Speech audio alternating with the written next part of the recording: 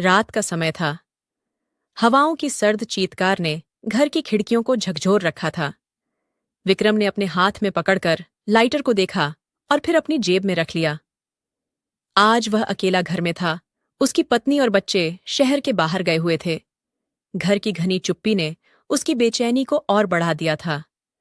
विक्रम ने living room में आकर सोफे पर बैठने की कोशिश की, लेकिन उसका दिल तेजी से धड़क रहा था।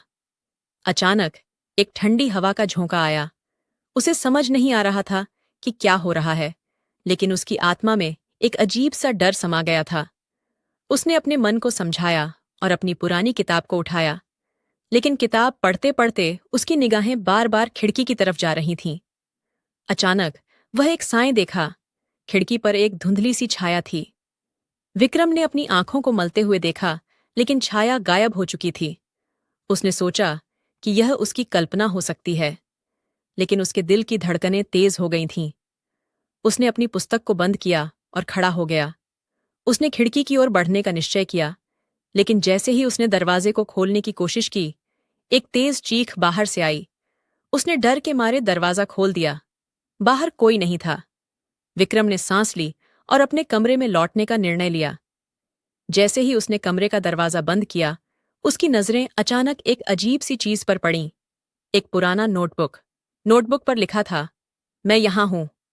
विक्रम का दिल तेजी से धड़कने लगा। उसने नोटबुक खोला और उसके पन्नों पर खून से लिखा हुआ पाया, विक्रम, तुमसे पहले ही मिल चुका हूं। विक्रम का दिमाग चकरा गया। उसे समझ नहीं आ रहा था कि यह सब कैसे हो सकता है। अचानक उसके पीछे एक गहरी सांस की आवाज आई। विक्रम ने पलटा और देखा, एक अजीब सी आकृति खड़ी थी। उसकी आंखें सूनी और उसकी मुस्कान भयावह थी। विक्रम ने चिल्लाने की कोशिश की, लेकिन उसकी आवाज गले में ही अटक गई। वह महसूस कर रहा था कि उसे पकड़ लिया गया है। जैसे ही उसने अपने हाथ को ऊपर किया, उसकी आंखें घबराहट से भर गईं। वह जानता था, आज रात उसके लिए सब खत्म हो गया था।